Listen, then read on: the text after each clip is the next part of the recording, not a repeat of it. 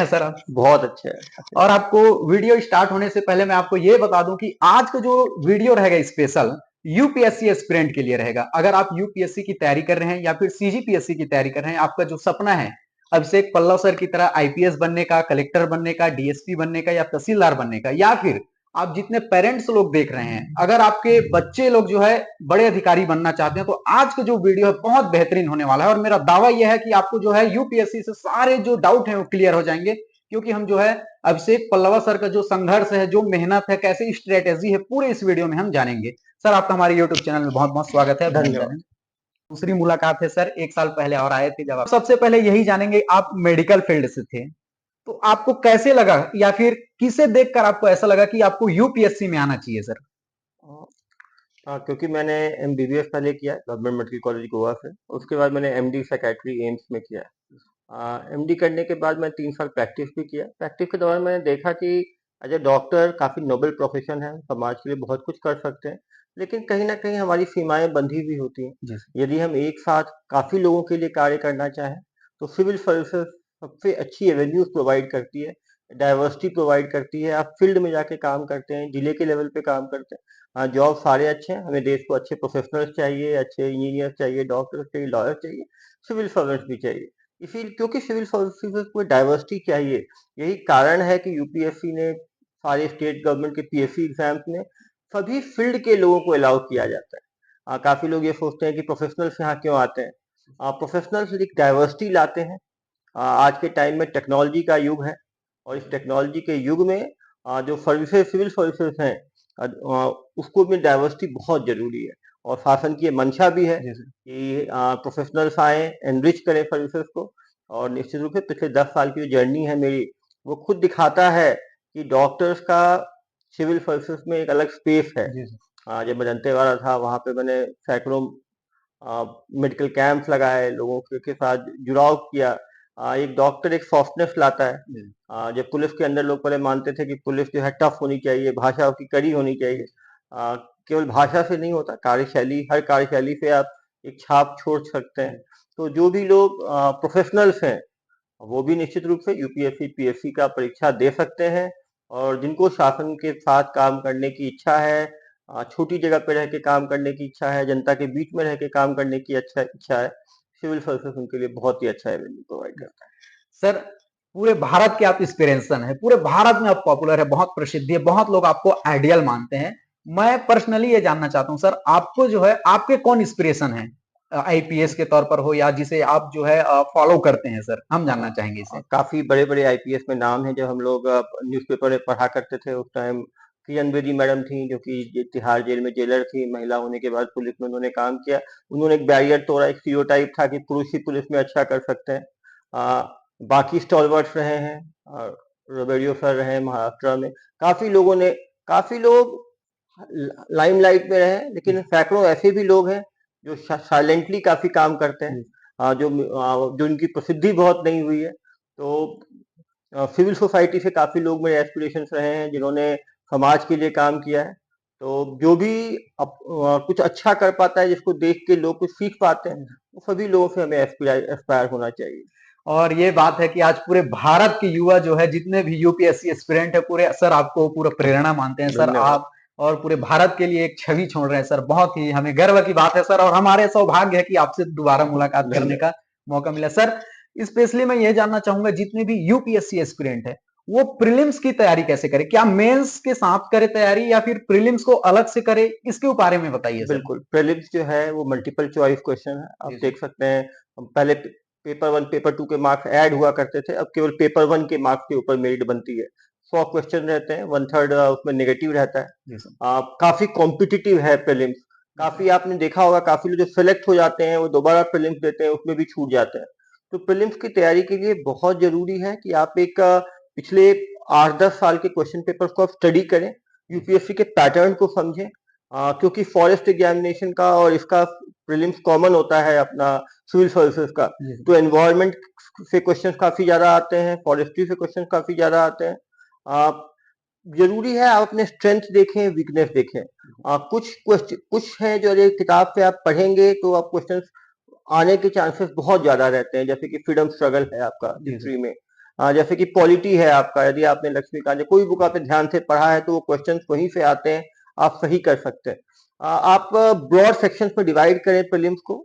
आपका पॉलिटी है, हिस्ट्री है, ज्योग्राफी है, इकोनॉमिक्स है, साइंस टेक्नोलॉजी है, एनवायरनमेंट है, करंट अफेयर्स है। इस 7 हेडिंग में आप देखें कि कौन से हेडिंग आपके स्ट्रेंथ है।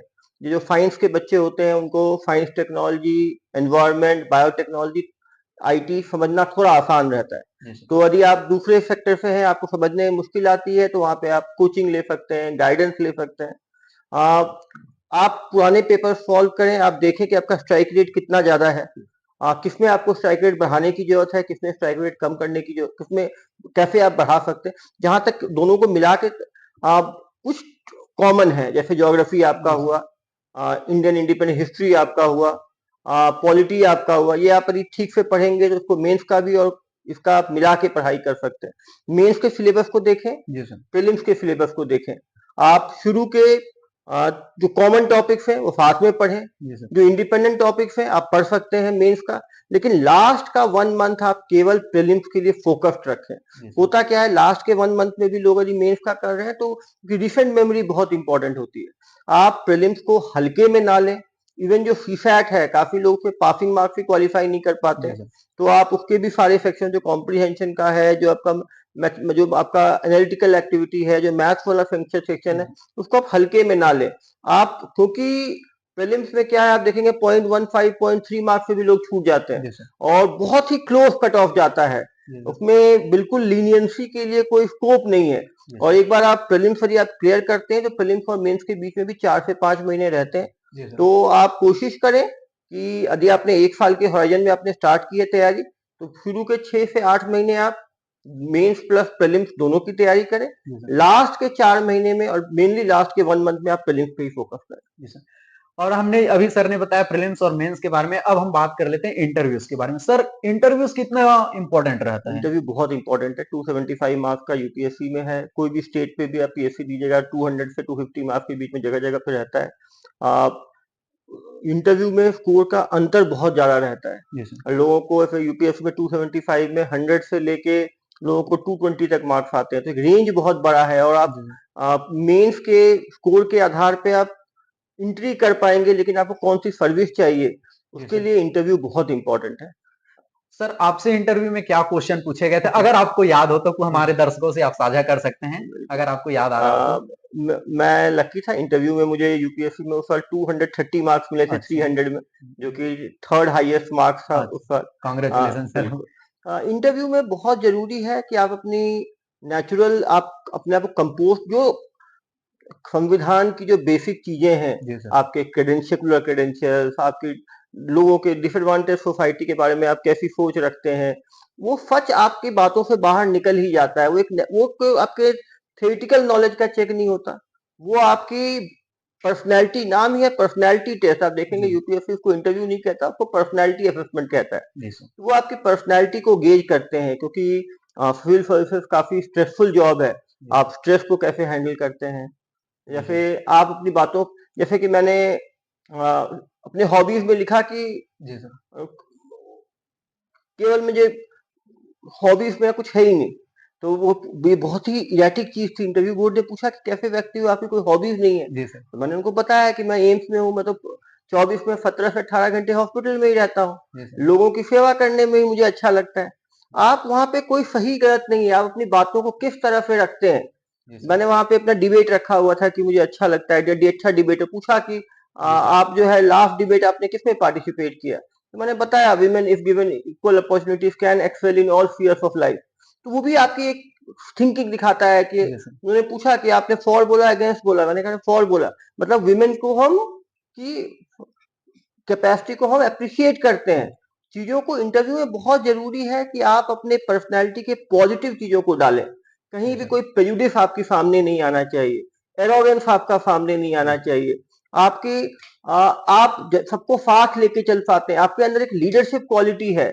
इसीलिए बहुत जरूरी है कि जब आप यूपीएससी की तैयारी करते हैं तो एक जनरल पब्लिक परसेप्शन की चीजों को जानना बहुत जरूरी है। आप कुछ एक्सपीरियंस, आप किसी एनजीओ के साथ कुछ दिन काम करते हैं, कुछ आप ऑन फील्ड एक्सपीरियंस करते हैं, कुछ ऐसा करते हैं जिससे कि आप जनमानस की भावनाओं को समझ सकते हैं। तो आप एक डाइवर्सिटी आपके अंदर जो है वो इंटरव्यू में झलकना चाहिए, कॉन्फिडेंस आपके अंदर झलकना चाहिए। आप कोई भी चीज बैरियर नहीं है। आप काफी लोग ये सोचते हैं कि हमारी यदि इंग्लिश अच्छी होगी तो हमें इंटरव्यू में मार्क्स ज्यादा मिलेंगे, कुछ को लगता है हमारी अब हम अच्छे स्कूल से पढ़े हैं तो हमें इंटरव्यू आपके अपब्रिंगिंग को नहीं देखता है। इंटरव्यू ये देखता है कि आप किस तरह से कंट्रीब्यूट कर सकते हैं, आपके अंदर कितनी ऑप्टिमिज्म है जो झलकना चाहिए, आपके अंदर कॉन्फिडेंस झलकना चाहिए, आप क्यों सिविल सर्विसेज में आना चाहते हैं, ये बहुत जरूरी है कि वो इंटरव्यू बोर्ड को दिखना चाहिए कि ये व्यक्ति यदि आएगा सिविल सर्विसेज में तो कुछ कंट्रीब्यूट कर पाएगा। और ये अंदर अंदर होना चाहिए। काफी लोग मैं देखता हूँ, इसलिए बहुत जरूरी है कि एक ऑप्टिमिस्टिक माहौल में आप रहे। काफी लोग क्या है पेसिमिज्म से ग्रस्त रहते हैं, वो इंटरव्यू में एक निगेटिव चीजों को पुश करता है। मैं मानना कि हम सरकार में भर्ती होना हम चाहते हैं तो सरकार पे हमें भरोसा होना चाहिए। काफी लोग एंटी इस्टेब्लिशमेंट बातों से इतना परेशान रहते हैं कि वो इंटरव्यू में भी झलकता है। यदि आप खुद सरकार की चीजों से इत्तेफाक नहीं रखते तो आप वहां आकर तो एक मिसफिट ही रहेंगे। तो बहुत जरूरी है कि आप सरकार की पॉजिटिविटी अपने अंदर रखें। और मैं सभी एस्पिरेंट से ये उम्मीद करूंगा कि वो नेगेटिव लोगों के साथ रह के तैयारी ना करें, तो उनकी पर्सनैलिटी उन्हें पता भी नहीं चलेगा, धीरे धीरे करके वो निगेटिविटी उनके अंदर आ जाएगी। अच्छा, ठीक है, बहुत बढ़िया बात बताई सर आपने यूपीएससी एस्पिरेंट के लिए।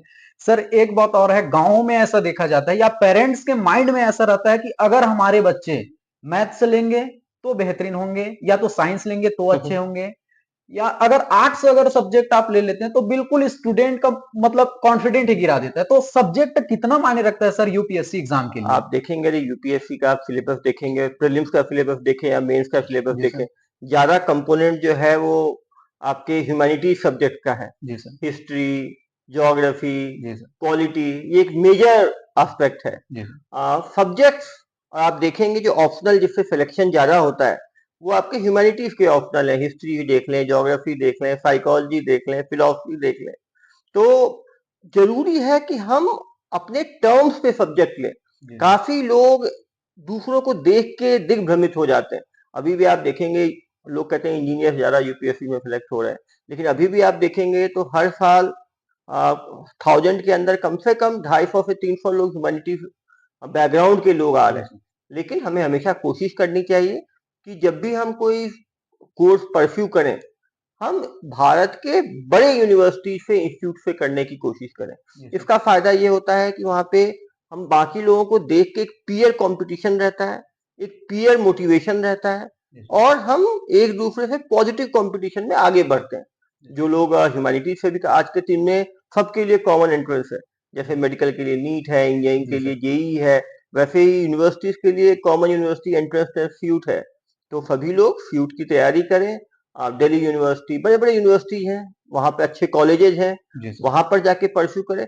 मेरा हमेशा मानना है कि यदि आप बड़े कॉलेज से करते हैं तो निश्चित रूप से आपको एक एज जो है वो जरूर मिलता है। आप देख सकते हैं दिल्ली यूनिवर्सिटी में जो अच्छे कॉलेजेस हैं वहां हर साल लोग सेलेक्ट होते हैं। तो आपको एक मेंटर रहते हैं, आपको पता होता है कैसे तैयारी शुरू करनी है, आप गाइडेंस रहता है। आज कितने व्हाट्सएप पे बाकी जगह पे लोग मेंटरिंग कर लेते हैं।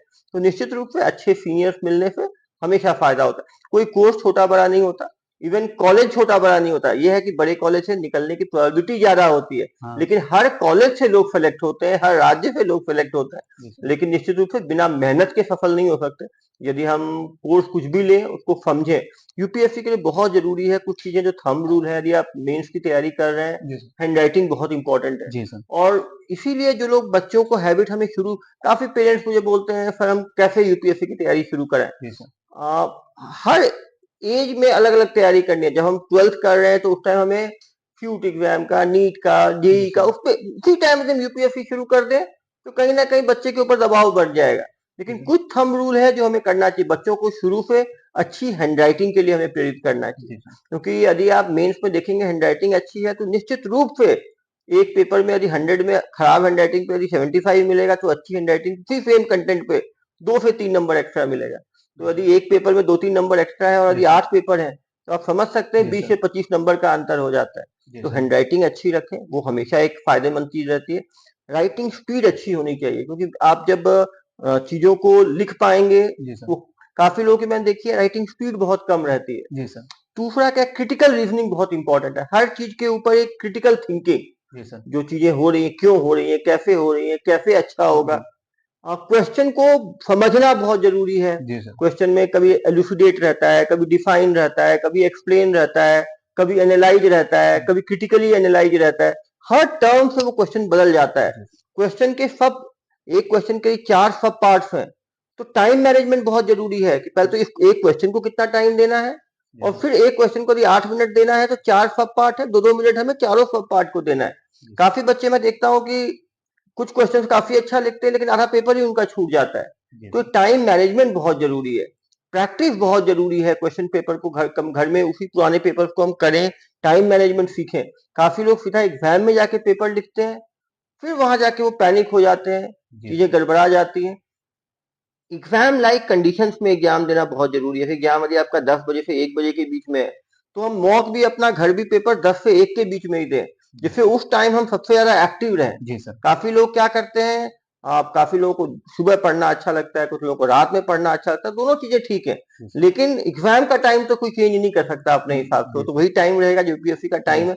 एक दिन में 2 पेपर लिखना, जी सर। उसमें भी काफी लोग जो है पहले पेपर लिखने के बाद तक थक जाते हैं, दूसरा पेपर ही नहीं लिख पाते हैं। जी सर। रिवीजन को प्रैक्टिस करना, एक जब भी हम तैयारी करें गोल के साथ करें कि पहले हम सिलेबस को कंप्लीट इस तरह से करेंगे, जी सर। पार्ट पार्ट में डिवाइड करके, और रिवीजन के लिए कि लास्ट 1 महीने में हम पूरे सिलेबस को कैसे रिवाइज कर सकते हैं, क्योंकि बहुत जरूरी है कि हम रिवाइज कर पाए। क्योंकि यदि हम कितना भी पढ़े, यदि हम लास्ट के 1 महीने में रिवाइज नहीं करेंगे तो वो हमारी रिसेंट मेमोरी से बाहर रहेगा और उसको हम रिप्रोड्यूस नहीं कर पाएंगे।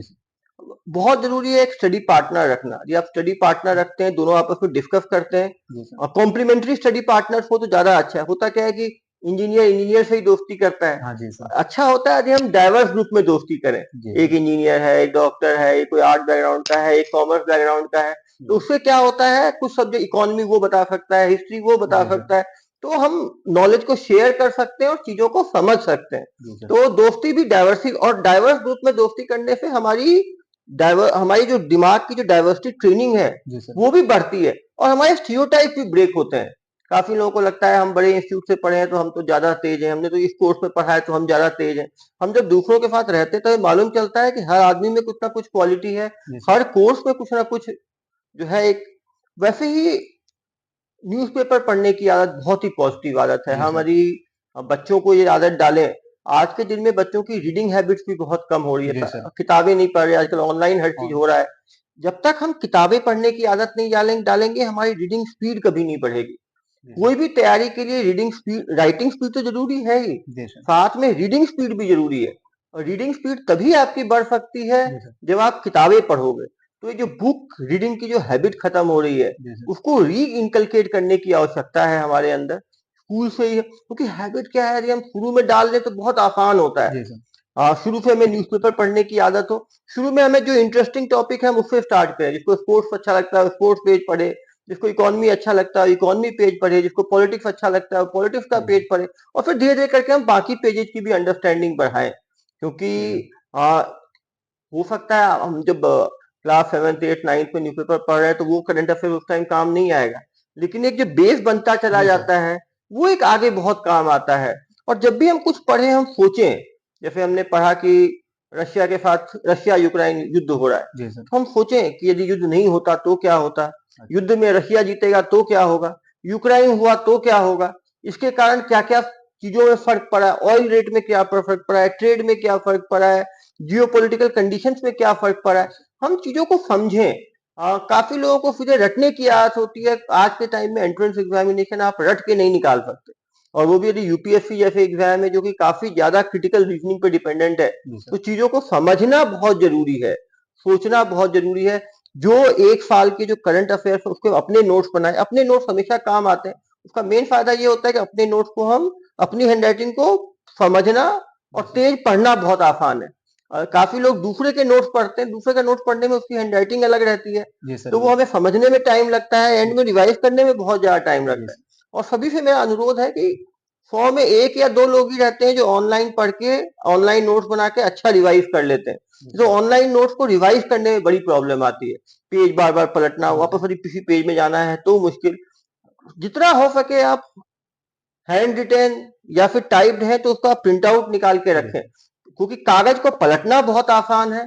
पेज की एक मेमोरी बहुत काम आती है, वहां हाईलाइट रहता है, मार्क्ड रहता है, कंसाइज रहता है, तो आपको बहुत, क्योंकि पूरा खेल रिवीजन का है। जी सर। आपको नॉलेज कितना भी हो, यदि आपने रिवाइज नहीं किया है, उसको अपने रिसेंट मेमोरी में आप नहीं लाए हो, तो आप रिप्रोड्यूस नहीं कर पाओगे। और एग्जाम में सोचने का बहुत टाइम नहीं मिलता। आप देखते हैं यूपीएससी में एक पेपर में 15 से 20 क्वेश्चन आते हैं, हर क्वेश्चन के 3-3, 4-4 सब पार्ट होते हैं, आपको 3 घंटे के अंदर करना पड़ता है। आप यूपीएससी में पेज भी देखेंगे तो एक क्वेश्चन में 10 नंबर के क्वेश्चन के 2-2 पेज खाली पड़ा रहता है जो लिखना होता है। तो राइटिंग स्पीड के साथ आपको एनालिटिकल स्पीड भी बहुत तेज चाहिए, क्वेश्चन तुरंत पढ़ना, तुरंत एक दिमाग में एक बेस बनाना और उसको लिखना। बहुत जरूरी है कि हम, यदि 10 नंबर का एक क्वेश्चन यदि 8 मिनट में हमें लिखना है, तो हमें 4-5 मोटे पॉइंट दिमाग में रहे और हम उस मोटे पॉइंट को फटाफट लिखें, बहुत ज्यादा उसको क्लस्टर्ड ना कर दें। कुछ लोग क्या करते हैं, एक ही क्वेश्चन 25-30 पॉइंट बना देते हैं, बहुत डिसऑर्गेनाइज हो जाता है।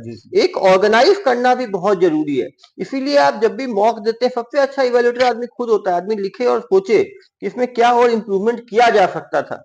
राइटिंग जो है स्किल, वो भी बहुत इंपॉर्टेंट है। तो और दूसरी सबसे इंपॉर्टेंट चीज है कि बैठने की आदत होना। काफी स्टूडेंट बहुत शार्प होते हैं लेकिन बैठ नहीं पाते। सिलेक्शन के बाद बहुत लोग बोलते हैं हम 2 घंटे पढ़ते थे, हम 1 घंटे पढ़ते थे, हम आधे घंटे पढ़ते थे, लेकिन सबको मैंने पढ़ते हुए देखा है। मैं फॉर्चुनेट हूँ कि एम्स दिल्ली से मैंने पीजी किया है, मेडिकल के भी अच्छे बच्चों को देखा हूँ। यहाँ पे हम लोग आईपीएस में ट्रेनिंग कर रहे थे, तो हमारे आईपीएस में ट्रेनिंग करने वाली लड़की की फर्स्ट रैंक आई थी, गौरव अग्रवाल की, 2013 सीएससी में। तो सभी टॉपर्स को मैंने देखा है, सभी एग्जाम से पहले डरे रहते हैं, सभी मेहनत करते हैं। बिना मेहनत के किसी को सफलता नहीं मिलती, और यूपीएससी तो बिल्कुल ही नहीं मिल सकती। कारण क्या है कि बहुत बड़ा सिलेबस है, आपको सिलेबस कवर करना पड़ेगा, रिवाइज करना पड़ेगा। हाँ, लेकिन यदि आप स्मार्ट स्टडी की जो बात करते हैं, यदि आपने सिलेबस को ठीक से समझा है, आपकी तैयारी इस तरह होनी चाहिए कि हर सिलेबस का, हर एक टॉपिक जो सिलेबस का है उसके पास, आपके पास 8-10 पेज के नोट्स रहे कि सिलेबस में ये क्वेश्चन बन सकता है और ये मैं कर सकता हूँ। और उस सिलेबस से कोई भी चीज यदि 1 साल के अंदर नहीं हुई है, तब तो बहुत ही इंपॉर्टेंट है, वो आपको अच्छी तरह पता होना ही चाहिए। अच्छे स्टूडेंट वो होते हैं जो 1 साल की तैयारी में 80-90 हाई टॉपिक के नोट्स बना के रखते हैं और उसमें से कम 8-10 क्वेश्चन आ जाते हैं। यदि आपके हाई नोट से कितने क्वेश्चन आ रहे हैं, ये भी आपकी कैपेबिलिटी दिखाता है कि आपने इतनी चीजों में से छान के कुछ आपने टॉपिक ढूंढ निकाले। और यदि हाई टॉपिक आपने तैयार किए, निश्चित रूप से उससे क्वेश्चन आते हैं। और यदि आपके कम से कम 15 क्वेश्चन एग्जाम में आए हैं और ये 7-8 भी आपके प्रिपेयर किए हुए आए, तो उसको आप जल्दी से कर लेते हो, अच्छी तरह लिखते हो, तो कॉन्फिडेंस भी आता है और फिर आप बाकी भी अच्छी तरह से कर पाते हो। सर, मैं आपसे ये भी जानना चाहूंगा कि क्या यूपीएससी के एग्जाम सेल्फ स्टडी से निकाला जा सकता है या फिर यूट्यूब या गूगल के थ्रू या कोचिंग का सहारा? आपका क्या सुझाव है सर? देखिए, मैंने क्या कहा आपको कि यदि आप जो, या तो आपके कुछ अच्छे दोस्त बने हुए हैं जो हर सब्जेक्ट के कोई ना कोई एक्सपर्टीज है, तो आपस में शेयर कर सकते हैं।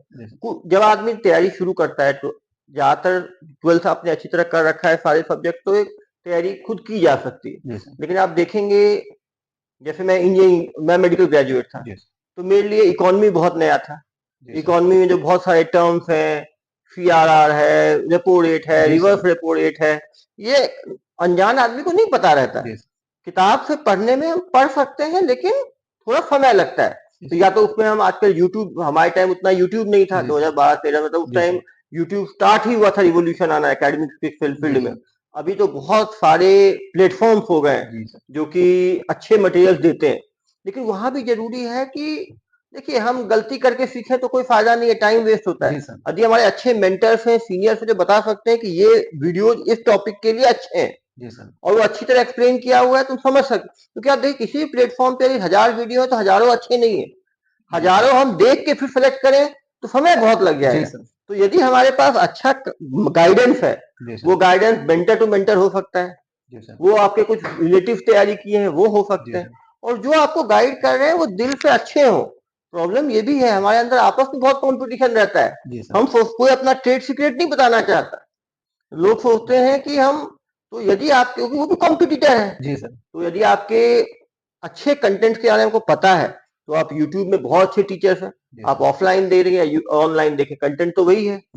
ये है कि ऑनलाइन ऑफलाइन में आप डाउट क्लियरेंस कर सकते हैं, वहाँ डाउट क्लियर करना थोड़ा मुश्किल रहता है। लेकिन आजकल टाइम में काफी सारे यूट्यूब चैनल्स हैं, इसीलिए डिजिटल लिटरेसी के कारण जो है वो डिजिटल डिवाइड, जो गांव और शहर में जो अंतर है वो कम हुआ है। आप कहीं बैठ के भी तैयारी कर सकते हैं। काफी मैंने लोगों को देखा है जिन्होंने पोर्ट ब्लेयर रह के तैयारी की है, नॉर्थ ईस्ट में रह के तैयारी की है, सैकड़ों लोग हैं जो बिना कोचिंग के निकलते हैं। लेकिन यदि हमारे पेरेंट्स सक्षम है कोचिंग का, दिल्ली जाने का फायदा ये रहता है कि आप एक, जो दिल्ली जो है कोचिंग हब है यूपीएससी का, तो वहां क्या है कि आप एक दूसरे को देख के लगातार आप मॉक दे पाते हैं, मटेरियल तुरंत वहां दुकानों में जिरोक्स करके मिल जाते हैं। आप एक दूसरे से, आप जब एग्जाम में बैठते हैं मॉक देने के, दूसरे को बताते हैं, आप असेस कर पाते हैं खुद को। तो कोचिंग कोई खराब चीज नहीं है, कोचिंग एक हेल्प है वो। और जरूरी नहीं है आज के दिन में आपको दिल्ली ही जाना है कोचिंग के लिए, आपको रायपुर में मिल सकता है, बिलासपुर में मिल सकता है, भिलाई में मिल सकता है। कोचिंग में के स्तर में थोड़ा बहुत अंतर हो सकता है। आज के टाइम में मटेरियल तुरंत दिल्ली से मिल जाता है, मटेरियल ऑनलाइन मिल जाता है।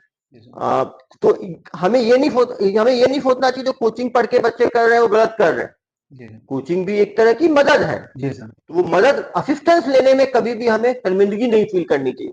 मैं देखता हूँ काफी टॉपर शर्माते हैं कि हमने कोचिंग की है। कोचिंग करना कोई गलत काम नहीं है, आप बिल्कुल ले सकते हैं। और जो टॉपिक आपको लगता है कि आप खुद ही समझ सकते हैं या आप उसमें सक्षम है किताब से समझने में, निश्चित रूप से खुद पढ़ना चाहिए। खुद पढ़, वैसे भी आप कोचिंग में भी पढ़ते हैं तो उसके बाद खुद तो पढ़ना ही पड़ता है। ऐसा कोई नहीं होता जो कोचिंग में एक बार सुन लिया तो उसके आगे को पढ़ना नहीं है, वैसे भी मल्टीपल रिवीजन करना पड़ता है। कोचिंग का फायदा ये होता है कि जो चीज एक बार सिलेबस आप 5-6 महीने में कंप्लीट कर लेते हो। खुद तैयारी करने में प्रॉब्लम ये होती है कि हो सकता है वो 1 साल लग जाए, और ये भी हो सकता है कि बीच में आप मोटिवेशन लूज कर जाओ। आपने 4 दिन खुद तैयारी की, फिर आप मोटिवेशन लूज कर गए, फिर आप 10 दिन आपने पढ़ाई बंद कर दी, फिर आपका मोटिवेशन जागा, फिर आपने 2-3 दिन पढ़ाई की, फिर आपको अचानक लगा कि नहीं नहीं तैयारी छोड़ के मैं कुछ दिन जॉब कर लेता हूँ, तो वो आदमी पद भटक सकता है। तो या तो आप कोचिंग कर लें या एक ग्रुप में तैयारी करें जिससे कि आपका फोकस मेंटेन रहे। यूपीएससी की तैयारी मेरे हिसाब से 18 महीने की कड़ी मेहनत तो चाहिए ही चाहिए। यदि आपने बीच बीच में फोकस लूज किया तो आपका तैयारी का समय लंबा होता है। और हमेशा याद रखें, हर फेलियर आदमी को कमजोर बनाता है। तो आपका जितनी बार आपका यूपीएससी में नहीं होता है, हो सकता है आप हिम्मत हार जाओ और छोड़ ही दो। इसीलिए जोश के साथ तैयारी करें, क्योंकि वैसे भी यूपीएससी काफी मेंटली स्ट्रांग लोगों की तैयारी है। पेरेंट्स को मेंटल स्ट्रेंथ चाहिए, बच्चों को मेंटल स्ट्रेंथ चाहिए, आसपास वाले रिलेटिव को मेंटल स्ट्रेंथ चाहिए, क्योंकि आप देखिए 1.5-2 साल का तो एक साइकिल होता है। ज्यादातर लोगों को 2 से 3 अटेम्प्ट लगते हैं, एवरेज आप देखेंगे 2.5 से 3 अटेम्प्ट एवरेज है। कुछ लोग फॉर्चुनेट है जो पहले अटेम्प्ट में भी हो जाता है, कुछ को 5-6 अटेम्प्ट भी लग जाते हैं, ज्यादा भी लगते हैं। लेकिन जो भी तैयारी के लिए आए कम से कम 3 साल का मन बना के आए, क्योंकि और निश्चित रूप से बहुत ही स्ट्रेसफुल तैयारी है, क्योंकि हर फेज में छोटी सी गलती से आप बाहर हो जाते हैं, और एक बार आप रेस से बाहर हो गए तो फिर 1.5 साल का साइकिल। तो मेंटली स्ट्रांग रहें अपने, और एक चीज याद रखें, एनर्जी, मेंटल स्ट्रेंथ अंदर से आना चाहिए। यदि हम दूसरों की बातों से हतोत्साहित होंगे तो कभी ये तैयारी नहीं कर पाएंगे। और हर आदमी एक तैयारी कर रहा है तो एक अपॉर्चुनिटी लॉस के साथ कर रहा है, क्योंकि वो जॉब कर सकता था। आप देखेंगे आपके कुछ दोस्त जॉब कर रहे हैं, आप देखेंगे कुछ दोस्तों की शादी हो गई, आप देखेंगे कुछ दोस्तों ने घर खरीद लिया, आप देखेंगे कुछ दोस्त सेटल हो गए, आपको लगेगा मैं तो मेरे हाथ में तो कुछ भी नहीं है। यदि आप इन सब चीजों से परेशान होंगे तो आप तैयारी नहीं कर पाएंगे। आपने मन बनाया है, आपने यूपीएससी की तैयारी की सोची है, एक बार आपने ठान दी है, तो आप केवल फीडबैक लें कि मैं कैसे इंप्रूव कर सकता हूँ। और बहुत जरूरी है कि आप असेस करते रहें। काफी लोगों को मैंने देखा है वो प्रीलिम्स की तैयारी कर रहे हैं, 100 एमसीक्यू में उनके 4-5-6 ऐसे सही हो रहे हैं, और वो एक्सपेक्ट करते हैं कि उनका उस दिन हो जाए। वो संभव नहीं है, लॉटरी नहीं है। काफी लोग यूपीएससी को लॉटरी समझते हैं, ये लॉटरी नहीं है।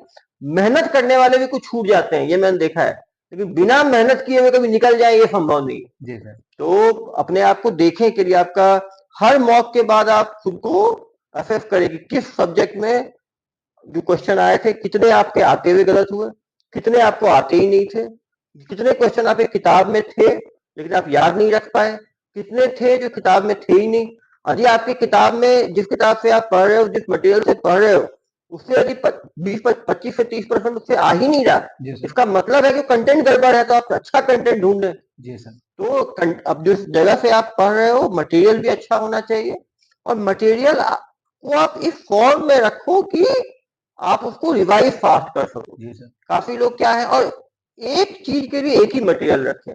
मैंने देखा एक आदमी इकोनॉमी यहाँ से भी श्री राम के जी नोट सर। से भी पढ़ रहा है, वो इकोनॉमी एक अग्रवाल बुक से भी पढ़ रहा है, वो तीसरी जगह से भी पढ़ जी रहा है। सर। अब उसको एंड में समझ में ही नहीं आता मुझे कहाँ से मैं क्या याद रखूं। जी सर। तो यदि आप एक मेन बुक रखें, उसमें कुछ भी एक्स्ट्रा है तो उसी में लिख लें, जी सर। या फिर अपना नोट्स बनाएं 3-4 कंटेंट से मिला के, और एक फाइनल कंटेंट रखें जी सर। जिससे कि आप रिवाइज कर सको, जी सर। क्योंकि खेल पूरा रिवीजन का ही जी है। सर। और आप यूपीएससी को नहीं बदल सकते, आपको खुद को ही बदल के यूपीएससी के लायक बनना पड़ेगा। जी सर। सिस्टम जैसा है, रूल्स ऑफ द गेम सबको पता है। जी सर। यदि आप इस रूल्स ऑफ द गेम के हिसाब से खेल पाओ तो अच्छा है, और आपको लगता है ये चीज आपके लिए नहीं बनी है, आप माफी मेहनत करने के बाद भी इस पैटर्न को आप नहीं समझ पा रहे हो, जी सर। तो बहुत ज्यादा यहाँ समय भी बर्बाद ना करें। जी मैंने सर। देखा है काफी लोगों ने अपनी जिंदगियां बर्बाद कर दी है यूपीएससी की तैयारी में, 8 साल 10 जी सर। साल वो टूट गए हैं, फिर वो किसी काम काफी आगे उनको मुश्किलें आई हैं। तो निश्चित रूप से देखें, इस काफी टॉपर्स के इस ज्ञान पे ना रहे कि जो तैयारी अच्छी तरह करेगा उसका हो जाएगा। जी सर। तैयारी करने वाले लोग 10 लाख लोग फॉर्म भरते हैं, कम से कम 50-60 हजार अच्छे तैयारी करने वाले लोग जी हैं, सर। उसमें से 1000 का ही होना है। जी सर। तो यदि आप अपने आप को ठीक से पैटर्न के हिसाब से मोल्ड नहीं करोगे, तो हो सकता है असफलता ही आपके हाथ लगे। और लाइफ बहुत क्रूअल है, आपको उस पैटर्न को समझना ही पड़ेगा। जब भी आप एग्जाम दें उसके पैटर्न को समझे। काफी लोग कहते हैं यूपीएससी की तैयारी कर रहे हैं तो स्टेट पीएससी का बिना सिलेबस देखे, बिना एक स्टेट पीएससी लिख दिया, जी सर। तो नहीं हो पाएगा सिलेक्शन। हर एग्जाम की अपनी तैयारी है। जी सर। जैसे क्रिकेट में हर पिच अलग होता है, तो जी उस सर। पिच के हिसाब से हमें टीम बनानी पड़ती है। वैसे ही है, यदि आप स्टेट पीएससी की तैयारी कर रहे हो तो उसका सिलेबस देखो, उसके क्वेश्चन पेपर्स देखो, स्टेट से क्या क्या चीजें पूछा जाता है, पैटर्न क्या है, सब्जेक्ट क्या क्या है, जी सर। फोकस क्या है। क्योंकि काफी लोग ये भी देखता हूँ यूपीएससी में फिर भी अच्छा करते, इंटरव्यू तक पहुंच पाते हैं, लेकिन स्टेट में उनका मेंस ही नहीं निकल पाता, जी सर। ये तो तो है। फिर वो परेशान होते हैं। तो यदि आप स्टेट पीएससी दे रहे हैं तो उसके पैटर्न को समझें। यदि आपको लगता है कि यूपीएससी पैटर्न आप क्लिक ही नहीं हो पा रहा है, आपकी राइटिंग स्टाइल आपकी गड़बड़ है, आप स्पीड से कोप अप नहीं कर पा रहे हो, पीएससी में आप अच्छा कर रहे हो, तो आप पीएससी की तैयारी करें। जी सर। आप जो एलाइड सब जो एग्जाम्स हैं जी सर। उस पर भी फोकस रखें।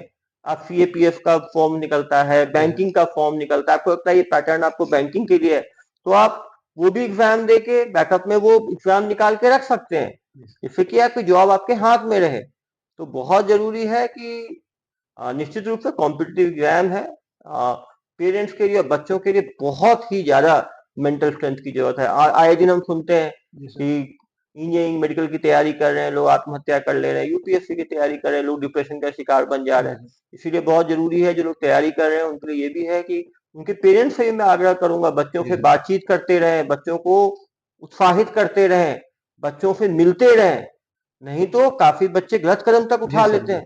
तो आज के दिन में ये भी बहुत जरूरी है कि पेरेंट्स जो है अपने एक्सपेक्टेशंस को बच्चों पे एक्स्ट्रा ना थोपें, बच्चों से मिले, उनकी प्रॉब्लम समझें कि बच्चे कहीं परेशान तो नहीं जी है। सर। बच्चे क्योंकि आप देखेंगे ज्यादातर लोग जो जाते हैं दिल्ली में या रायपुर कहीं भी, तो अपने बाहर रह के तैयारी करते हैं। जी सर। तो उनके जो लैंडलॉर्ड्स हैं उनसे बात करें कि ठीक से खाते हैं कि नहीं, पीते हैं कि नहीं, कि इनकी कहीं ये काफी बच्चे नशे के शिकार बन जाते हैं। जी सर। मैंने देखा है तैयारी करते हुए लोग जो है अल्कोहल के, कैनबिस के, और उसके कारण उनकी ड्रिंकिंग हैबिट्स बढ़ जाती जी हैं, सर। वो कोप नहीं कर पाते हैं प्रेशर में। तो ये भी बहुत जरूरी है कि हम बच्चों पर ध्यान दें। जी सर। सर बहुत से ऐसा देखा जाता है कि जो यूपीएससी एस्पिरेंट हैं प्रीलिम्स भी निकाल लेते हैं, मेंस भी निकाल लेते हैं, इंटरव्यूज भी निकाल लेते हैं, उनको पोस्ट नहीं मिलता। पहली बात सर। दूसरी बात जो है, समाज के लोग इतना ताना मारते हैं, उनका ये ध्यान रहता है समाज के लोगों को, अगर आप पढ़े लिखे हैं, अगर आप सरकारी नौकरी पर है, तब आपको वैल्यूज दिया जाएगा। अगर वो ऐसे एस्पिरेंट जो है इंटरव्यू भी निकाल लिया है, अगर वो बेरोजगार हैं, तो उनका मेंटलिटी कैसे रखेंगे, ऐसे एस्पिरेंट का समाज के तानों से कैसे बचेंगे? देखिए क्या है कि हम सामाजिक पशु हैं जी समाज में हमें रहना है जी सर। जब भी आप जिंदगी में आगे बढ़ते हैं जी हमें क्रिटिसिज्म के लिए हमेशा ओपन रहना चाहिए। जी आप जितने सक्सेसफुल होंगे, जितने लोग आपको जानेंगे, उतनी अपनी क्रिटिसिज्म होगी। आप देख सकते हैं कि जो भारत के सर्वोच्च पद पे लोग हैं, प्रधानमंत्री हैं, उनकी तक की लोग आलोचना करते हैं। जी सर। हमें आलोचना को कंस्ट्रक्टिव ढंग से समझने के लिए और लागू करने के लिए ओपन रहना चाहिए। हमें समझना चाहिए कि कोई आदमी हमें अच्छे के लिए बोल रहा है या कोई हमें उपहास उड़ाने के लिए कर रहा है। उपहास उड़ाने के लिए हो रहा है, मेंटली स्ट्रांग रहने की जरूरत है। और निश्चित रूप से जब हमारा लगाव रहता है, जब हम इंडिया की टीम क्रिकेट खेलती है, वर्ल्ड कप फाइनल हार गई, तो हम सबको दुख लगा। जी सर। तो हम जिनके साथ इमोशनली अटैच रहते हैं, हमारे घर वाले भी हमसे इमोशनली अटैच रहते हैं। हम रिजल्ट हमारा अच्छा नहीं होता तो कभी कभी वो गुस्से में आ जाते हैं, कभी कभी परेशान होकर कुछ बोल देते हैं, हमारे रिलेटिव भी कभी कभी उसी सेंस में बोलते हैं। तो हमें इसीलिए आप देखिए यूपीएससी का एग्जाम हम 10 साल पे क्यों नहीं देते, हम 21 साल के बाद ही क्यों लेते हैं, ग्रेजुएशन के बाद ही, कि हमें अपेक्षा है कि आदमी इतना मेंटली स्ट्रांग रहे कि वो इन चीज़ों को झेल सके। हमने तैयारी डिसाइड किया है, एक डिफिकल्ट रास्ता हमने चुना है।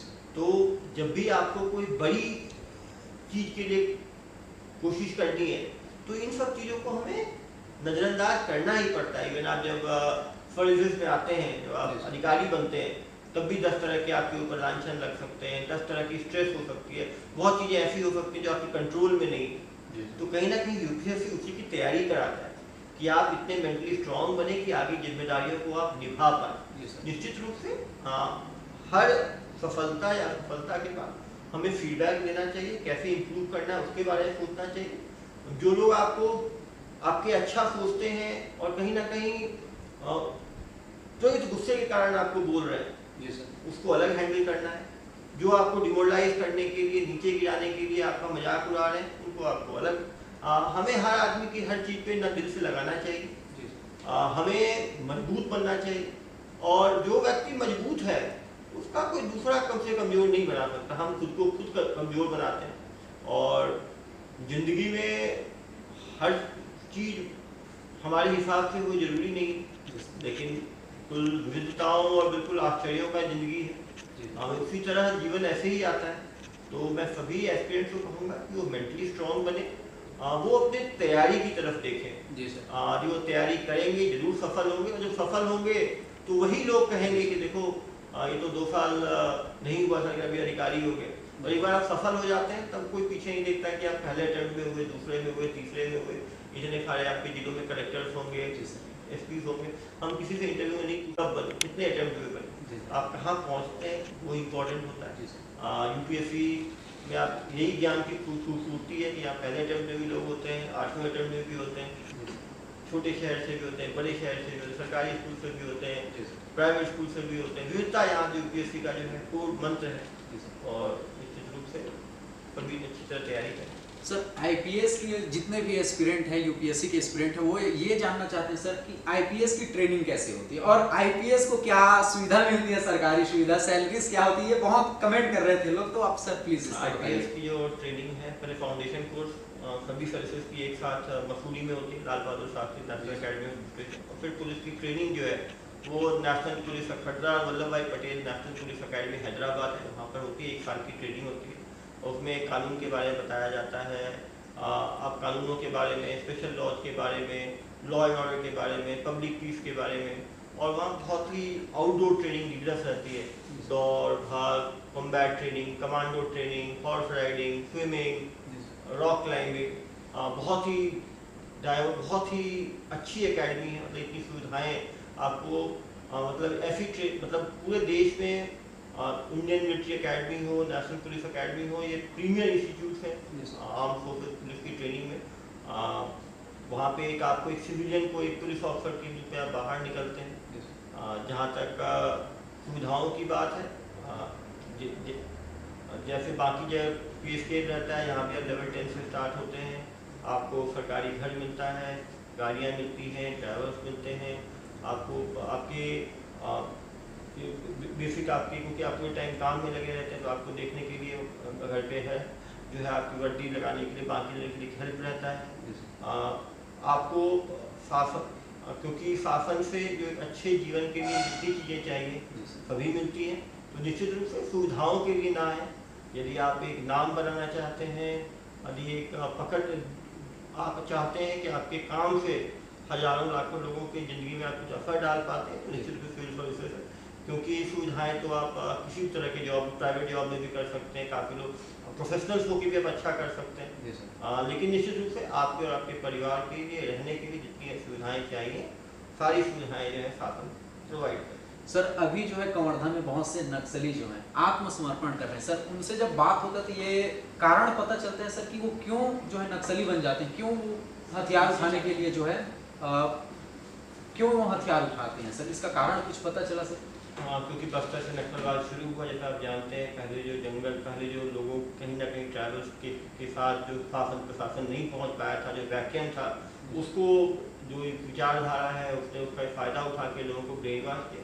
अब बस्तर में और बाकी जगह भी हजारों की संख्या में लोग सरेंडर, आत्मसमर्पण कर रहे हैं, अरेस्ट हो रहे हैं। मेरी भी आह्वान है कि जो भी लोग ग्रामीण हैं वो हिंसा का रास्ता छोड़ें, मुख्य धारा में आए, जो शासन की पुनर्वास नीति है उसका फ़ायदा उठाएं और अपने गांव को जो है वहाँ पे हॉस्पिटल बने, वहाँ पे स्कूल बने, वहाँ पे रोड बने, उसकी वो मांग करें। जी सर। मेरा लास्ट क्वेश्चन ये है सर, क्वेश्चन ये है कि अभी जो है आईपीएस मनोज शर्मा के ऊपर सर बायोपिक फिल्म बनी 12th फेल करके, और मेरे क्वेश्चन यहाँ पर आया तो याद आया, अगर हमारे इतने पॉपुलर हैं अभिषेक पल्लवा सर, पूरे भारत में इतनी प्रसिद्धि है सर, अगर आपके ऊपर बायोपिक बने तो आपका क्या कहना होगा और कौन सा एक्टर जो है आपके रोल को अदा कर पाएगा सर, मैं ये जानना चाहता हूँ। देखिए, मैं सर्विस में आया हूँ, मेरी इच्छा है कि मैं और काम करूँ जी सर। जिससे कि जनता में जो है जनता को फ़ायदा मिले।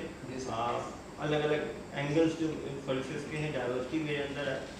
निश्चित रूप से मनोज शर्मा सर के ऊपर जो मूवी बनी 12th फेल, मैं ये भी आपके माध्यम, चैनल के माध्यम से जनता को कहना चाहूँगा कि 12th फेल होके किस लेवल की उन्होंने मेहनत की कि वो यूपीएससी सिलेक्ट हो पाए। लेकिन याद रखें, फेल होना एक चीज़ है, लेकिन ऐसा ना हो कि हम मेहनत ना करें, फेल होते रहे, हम सोचें हमारा यूपीएससी हो जाएगा, वो भी गड़बड़। काफ़ी लोग ये फोन करते हैं, फिर मैं 2 बार फेल हुआ हूँ तो मैं तो आईपीएस बन ही जाऊँगा। मैंने कहा नहीं, ऐसा नहीं होता, आप मेहनत करें। क्योंकि फेल होने के, मैं भी एमबीबीएस, मेरा मन मैथ्स का स्टूडेंट था, मैं बायोलॉजी मैथ्स दोनों था, मैं मेडिकल में गया, मेडिकल में 2 बार मैं फेल हुआ।